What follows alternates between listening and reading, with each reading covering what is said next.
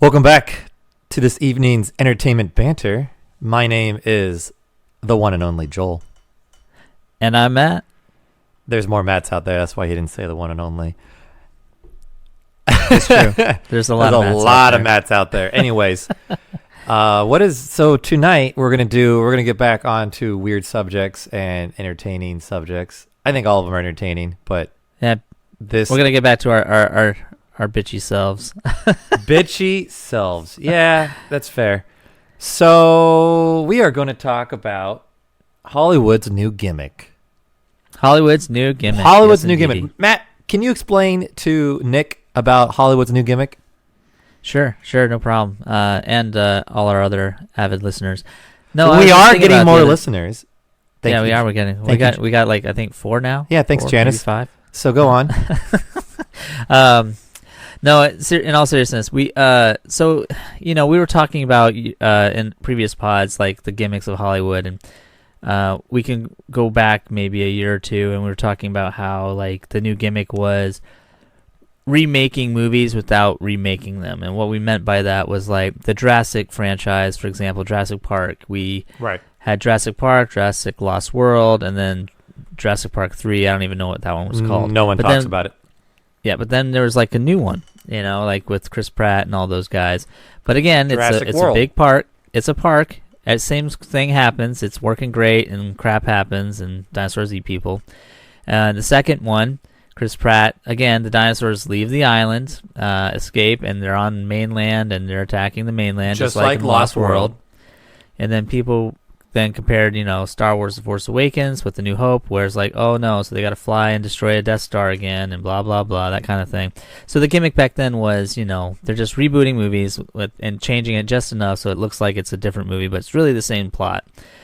Well, the new gimmick, and I was thinking about one of our previous pods, what you had mentioned before with our streaming service dilemmas, which is, they're just censoring, changing, altering, what you pay for kind of versions of films, whether it's made for TV or whatever. It's the original, it's the edited, it's the special edition, it's the remastered, it's the remaster of the remasters. Like you were talking about how like you wish you could have the option to watch any version of a film, and I said yes, but I said that would be a terrible idea because that means we'll be editing films forever, literally changing the outcome of the story, the meaning, everything. So I think it's a bad idea.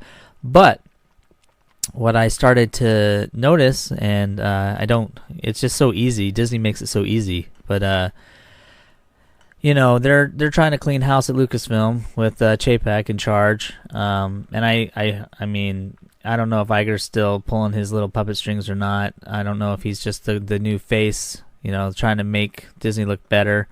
I still am skeptical. I feel like they're trying to make Chapek, he's got a new name to most people, and he's a clean cut kind of person, so like, well, he's fresh, he's not going to screw this up. No, he will. But the thing is, Iger could still be pulling his puppet strings, and we don't know. So the thing about it is with Chapek, is I want to believe the Disney hype. I want to believe that Chapek is in charge and he's cleaning house, and it's going to be the way it was. And some of the rumors already said supposedly that Chapek is going to get rid of this woke culture in Star Wars, and he's just going to make movies for all the stuff that we've been saying for the last 3 years. We're going to make movies based on characters and story. Do you think they're going to start and redo it all? Yeah. They've already started destroying everything Kathleen Kennedy was working on, and it's ironic because it's like they're listening to our pods every week because they're even Kathleen Kennedy's only in charge of one show. It's a very woke show. That's the one with Leslie Headland in charge of. Oh, she's no longer in charge of? She's still in charge of this one show, yes. And, Ryan Johnson's involved. Wait, all the players. I'll let you go back in a second. But basically what I'm saying is what they're doing is what we've been saying all along, which is take the pool of people that, that want to make these types of things and put them together and make that one show. But don't do it for every show. Don't add it in everything. So they're actually, at least they're doing that. I'll give them credit for that if that's what they want to do.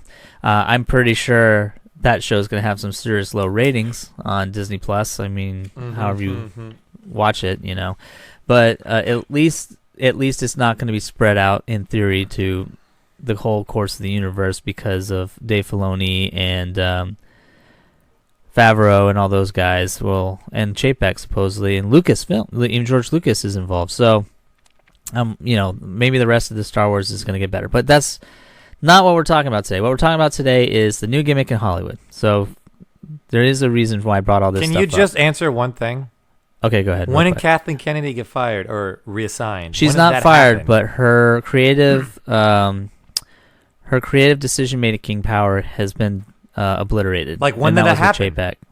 It happened when Chapek officially moved in. No shit. Yeah. I think after the Rise of Skywalker, which is what we said, when that tanked, they knew that she was going to be done. They couldn't get rid of her completely because she's got that contract, but she's someone by done. the balls. Yeah. So the only thing that she has creative say is the Leslie Headland TV show with Ryan Johnson. She prematurely announced that bullshit. Yeah. So but the new gimmick, Bob Chapek. New gimmick. Chapek. Chapek. Everybody hates The Last Jedi, right? That's what started this whole thing. The Last Jedi ruined Star Wars. Well, rumor has it that they are going to do a 3-hour cut of The Last Jedi. The Last Jedi, not Rise of Skywalker. The Last Jedi, the one that started this big cluster F. They're going to redo it. They're going to re-edit it, possibly shoot or finish scenes that were never completed. Interesting. Release it on Disney Plus, 3 hours. And they're doing this for damage control, fan service, or, as I like to say, the Hollywood gimmick, which is make more money, man. Well, yeah, look how Lord of the Rings pulled that shit off. Hey, come watch 3 hour. But Lord of the Rings, but the difference. Get the director's cut. Let me now 5 hours of bullshit. No. That's a great point, but I wanna touch on that. So let's fast forward real quick. After that, they're going to the cut's going to be released on Disney Plus. Obviously, sure. Something like 2023. They're going to also do the Rise of Skywalker. The same thing. They're going to release the J.J. Abrams cut because Kathleen Kennedy removed a lot of stuff that they had done for that movie, and that movie was almost 4 hours. So they're going to put that on Disney Plus around 2023. This is all for the plan of damage control, fan service, and building the foundation for the next 10 years of Star Wars, supposedly. But getting back to what you were saying about the Lord of the Rings. That seems positive. I mean, I'm not okay, it does seem positive. And in a positive world, if they hadn't burned so many bridges in the last 10 years, really, I'd probably be thinking differently. But I don't trust them as far as I could throw them. So the reality is, yes, if they do this, great. But I am very skeptical still because, like I said, as long as Iger's around, as long as Chapek is sort of in charge, it's just you don't know. They might be just trying to fake panhandle the service, and really what they're doing is just trying to make more money, like they always, which is the nature of the business. But my point is, they're doing it under this self-righteous reality of, we're doing this for the fans, which is not true necessarily. Maybe it is. Maybe it's like a 70-30 split, like 30% they're going to do it for the fans, and they have some. Sure, and if we can make money off of it, I mean, you know what, and maybe it is that simple because it's not rocket science. It's like, hey, guess what? If fans like Spider-Man in a red and blue suit, then guess what? Maybe we should make it yellow with green polka dots. I'm just saying. Maybe we should just leave it the way it is. Weird. So having said that, you brought up a great point about Lord of the Rings, and this is what I want to get to. Lord of the Rings 1, 2, and 3 were very popular. No, they sucked. No. Listen. Sorry, I'm bitter. Were very popular. I'm not biased, they were very I just hate popular at the time. Everybody went to go see them. Everyone was raving about them. Everyone was looking forward to the next movie. Lord of the Rings 1, 2, and 3. Yep. Yep. So after that, they decided to release, as you said, the director's cuts or whatever, extended cuts. And so, the movie doubled in length. It's like 5-hour movies now or whatever it is. Right. But here's the thing. Money-making scheme? Possibly. I mean, they're always going to make money. And George Lucas did this too. Every time he was going to make, when he was about to make the prequels, he re-released all the Star Wars films one more time in theaters with the special edition things, just so he can get that revenue to help start paying for the new films. So it makes sense to do those things. Yeah, but it could also be like they just want to get it refreshed because like sometimes like, oh, the Avengers is going to be in theaters. We're going to do a marathon of all the Marvel movies on TV. Yes, and they did that, and that was fine. But see, to me, that's logical. That makes sense. Re-releasing the Star Wars movies before prequels it's like advertisement. Right. But here's the thing. Look at it, because one thing we haven't talked about was Justice League, and they're talking about the Warner Brothers franchise. Everyone was upset about the Warner Brothers movies too, with the Dawn of Justice and all this stuff. That fans were demanding to see the director's cut, and they're going to do that. Now, here's the thing. This is where the new gimmick in Hollywood I was thinking about comes into play. There's nothing to hold filmmakers, studios accountable anymore for filmmaking. So what I mean by that is, it's almost like the producers, the show, the producers of the film, the producers. Yeah. It's like, Springtime for Hitler. Let's just make let's just make the film. And if it's shitty, it's shitty. Who cares? And then what they do is they say, we'll still get the money because people will say we're going to make, Back to the Future 4. We got Michael J. Fox. We cured him. We got, cured him. They are making Christopher Lloyd. We somehow made him look younger. We got the whole cast back. Biff's back. Everybody's back. We're going to do Back to the Future 4. Biff's Revenge, and it's going to spin off a new 3 films. So people are excited. And then Biff's Revenge it fails. It bombs. It's not about Biff. It's actually about Biff's grandma. Oh my God. And Marty isn't really Marty. We find out that Marty never did anything in the Back to the Future movies. It was actually his younger sister snuck in the car, and we didn't know that. And so it changes how the first 3 films were looked at. And Marty didn't do anything in the first 3 films according to this new version. And so the fans what is this? What is this shit? This sucks. And so they boycott it, and it's bad. And then but it doesn't matter because the studio, Universal, still gets the money. Everybody gets the money. Because people rushed to the theaters to see it because they were so excited to see everybody back for Back to the Future 4. Yeah. And then what happens is they say, you know what?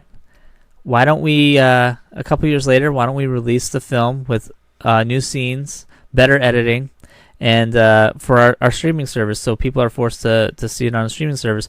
So now it's a money-making scheme. If you want to see the good version, come pay for our streaming service, or pay for it. It's the new gimmick. We pissed you off. We're sorry. Come back to us. Yeah, but they're not really sorry. They do it on purpose. They're like, we're gonna purposely fuck this up. With your thought on that, Sonic the Hedgehog, they re-edited it before it got released in theaters. You think the original trailer was bullshit to get people riled up to go see it? That's I wouldn't say. It's a good question because it could be something as simple as marketing. They could a lot of tricky marketing now. Sonic. Well, it's a lot of tricky marketing now. So, for example, sometimes things are purposely leaked. For example, Headland, that was leaked. What? She wasn't. That was not. Oh, right. Disney did not make an official statement. That got leaked. Right. And I think they did that to save her ass and save her job because they knew she could get fired behind closed doors before it even started, before the word got out. So they got the word out, and that's how she was able to keep her job. Absolutely. It was kind of like a blackmail kind of thing. But my thing is this: that's a great point because I think a lot of times now with marketing, they did it with the Rise of Skywalker too. They early screenings and whatnot. If you showed fans early enough and say, "Hey, this is what we're thinking. This is what we're doing." And you get some true fans in there and they say, this is garbage, that's your chance to fix it. And I think that's what they did. So yes, I think it leaked on purpose. I hope that's what they did. Maybe someone leaked it by accident or on purpose to go oh, this is bullshit. I don't want to work on this. We got to get this out. Well, but it could have also made just the trailer what it was. And then they actually had the movie already made with the original Sonic. They just wanted to get people riled up about it. I mean, the internet was riled up. I don't think they would have gone that stupid because you got to remember too, that's Sega's first. And that's true. I think Sega would have a lot to say about their first movie being a flop, especially when they have so many other characters that they would want to start pushing and make films for. I mean, that's the gimmick, right? So find a franchise and stick with it. Sega's trying to be a new franchise. Hasbro, think about it. Like Hasbro, they did Battleship, which is a board game, but that was a movie. They did G.I. Joe. They've done Transformers. They've been on screen. They've done My Little Pony and Hungry Hippos coming out soon. The movie. Right. Exactly. No, it's not. I'm just joking. The gaming world is finally starting to play ball. I'm sure Microsoft, now that Sega was successful, Microsoft might actually do a Halo. Who knows? God, can they really finally just fucking blow the load and get it done with? Maybe. I don't know. But your point is valid about Sonic the Hedgehog. I think, I think also, too, it's just common sense is like, you know how you have high-up execs, and they just say, just make the film. You make it realistic. Give them human teeth. It's a blue hedgehog, but sure, let's make it realistic with human teeth. Some asshole had the thought, yeah. But you know what I mean? But then you got the actual nerd that's, working on the gloves every single day in his computer cubicle in a room full of other people, nerds. And then all of a sudden it's like he's saying, this is fucking dumb. He's sitting there every day trying to fix these human teeth on a hedgehog. He's like, this is not how his teeth are. I watched Sonic growing up. I played the games. This is totally stupid. And then maybe it's slowly like everyone's like, yeah, I know it's dumb at the water cooler. Like, this is fucking stupid. Why are we doing this? And I don't know. That's what they want. And then enough grumbling happens at the common level that it actually gets the attention of a few people, and it's like, hey, a lot of people working on this, they're saying this isn't how it's supposed to be, and they grew up watching it, and the fans. I'm just saying maybe we ought to look into it, because if the people making it on a day-to-day basis are saying this stuff, I'm pretty sure the fans will too. And maybe that's what happened, and people up high said, okay, maybe up high they said release the trailer and see what happens. Yeah, exactly, and it got done. But at least they did it right. Now, but then then the next we were talking about, but then Universal screwed all the AMC theaters. So this it's nothing new. Like every studio is going to do what it wants to do and what it thinks is good for its business. So, with this new day and age with streaming services, and theaters not being able to play movies on time, and going direct to digital, it's going to be really hard to... it's an interesting era where people's opinions can literally change filmmaking in real time. And that's what I'm saying, like, to give people that much power... the fans that much power. And I know this sounds very contradictory to how I am most of the time, but I've always believed that a film should be just made. And I'm not... But I should clarify, like, if you're making something like Moonlight, that film should just be made, But if you're making something that's based off a franchise, you have to honor that franchise. I'm just confused of like when they do that shit, where the fuck are they looking when they come up with the bullshit? Like when Michael Bay decided to do Teenage Mutant Ninja Turtles, and he changed what the fucking turtles look like. Like what? Where the fuck did you grow up? He wanted them to be from space. Yeah, what? That doesn't make it. How would you think that's a good idea when this whole time everyone's looking at this movie? It also goes back to the lack of creativity and retelling stories. Fuck you, Michael Bay. Fuck you. Well, here we go, full circle in our conversation, right? Like we talked about it right at the beginning of this pod, how Hollywood was just reinventing the wheel, like, Jurassic Parks and Star Wars, right. Like how it's the same movie, just done differently.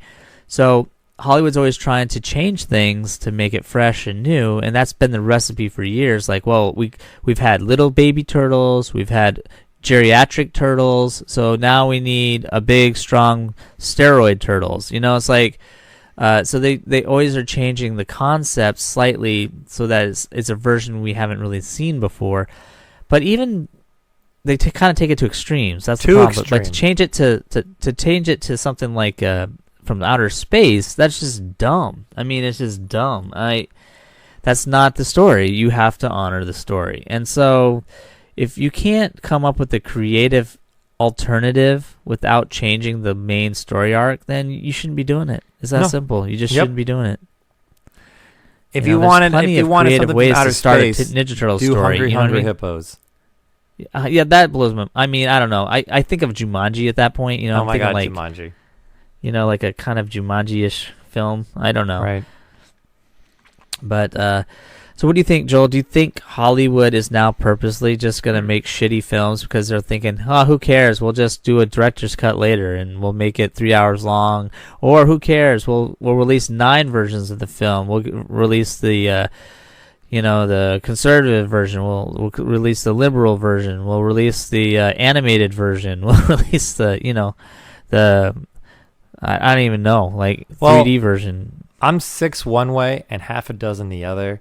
I truly think that when they first make a movie, I think sometimes they have the best intentions, like they want to make this movie, but then I'm also I like to believe that, like I that's my 6 one way. It's just like I just believe they have the best intentions to make a movie based on what they think the fans would want, but then half a dozen the other way, thinking no, they don't fucking give a shit. They just want to make an extra dollar. Who gives a fuck? But I just hope it's the other way. I still have hope.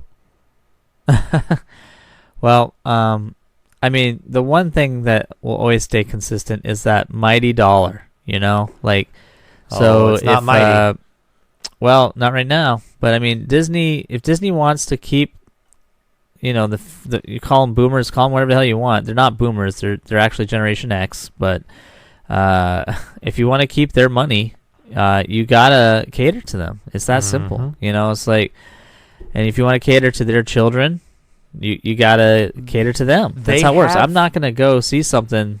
I'm not gonna take my kid to see something that I find annoying. They have have the buying power, so it's like, why would you piss off your buying force? Yeah, it's ridiculous. I don't get it. I mean, if Disney wants the money, or any studio for that matter, if you're picking a franchise, you need to honor that franchise. I think certain franchises, though, companies get a hold of, or they've been going so long, like Jurassic Park or Star Wars, they feel like they can do no wrong because no matter what, you put that name in front of it, people will go. Well, they proved that wrong, didn't they? They absolutely did. So that model is done. Well, what's interesting too is you mentioned Michael Bay Transformers, and we've talked about the same. I feel like we talk about the same things all the time, but it's so insignificant. It's so important because I remember when Michael Bay Transformers, the first one, was being made. Super excited. And I was actually in LA, and they were shooting there, and they were shooting other locations, and I just remember thinking, like, I remember hearing Michael Bay talk, and he said that, like, he didn't want the traditional Transformer look, like the ones that my generation grew up with, the Mack truck, very boxy. If you look at Michael Bay's, obviously there's a lot more gears, there's a lot more rotation kind of stuff. It's more organic looking mouths, like not face plates kind of thing. And I thought to myself, why?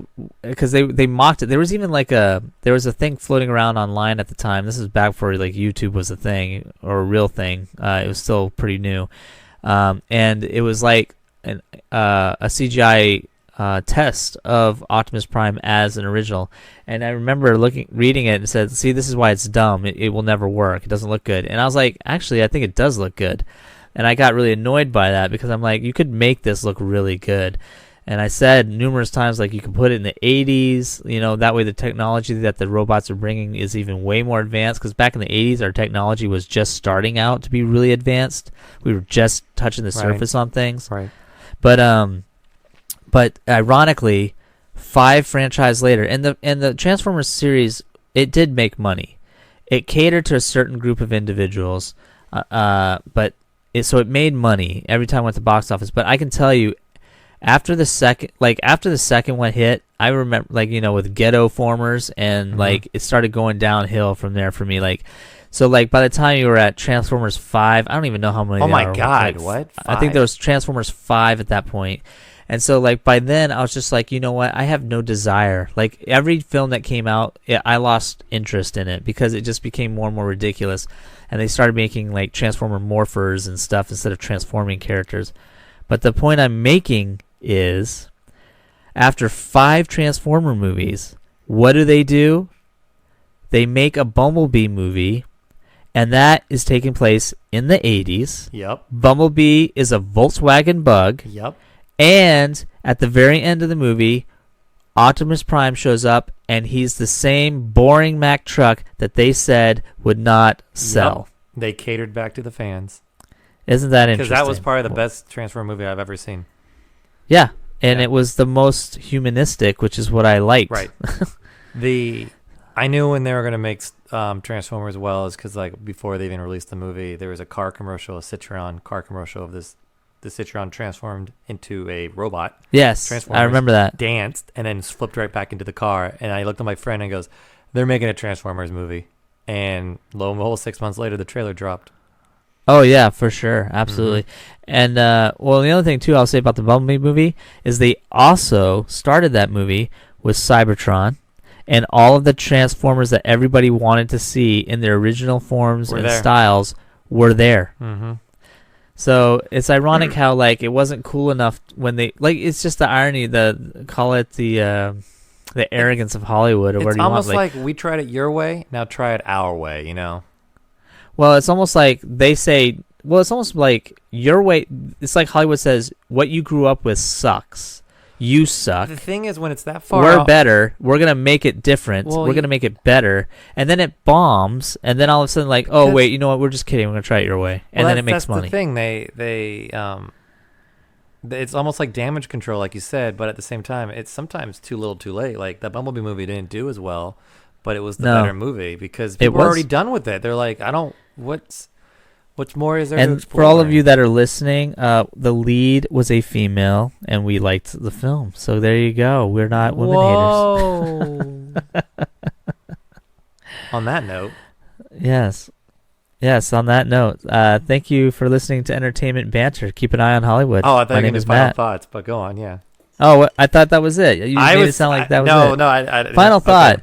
Hollywood better not make this a pattern. Every once in a while, they do director's cuts. That's been known to happen. I've appreciated director's cut. Richard Donner, Superman 2, way better than what they did originally. Sure. Way better. A million times better. So I appreciate the director's cuts. I just don't want it to become a pattern now. Like, oh, well, Disney did it. Oh, well, Justice League did it. You know, now everybody's going to do it. You know, I don't want to see that. Do it right the first time. Just make it right the first time. That's my final thought. That's my final thought. For reals? What? Do it right the first time? Yeah, that's your final thought. Is it? Nothing else you got to say? Yeah, no, that's it. Do it fucking the right the first time, and then fuck you, Michael Bay. Oh, dang. And on that note, 32. Thank you for listening to Entertainment Banter. My name is Matt. And my name is Joel. And I'm done.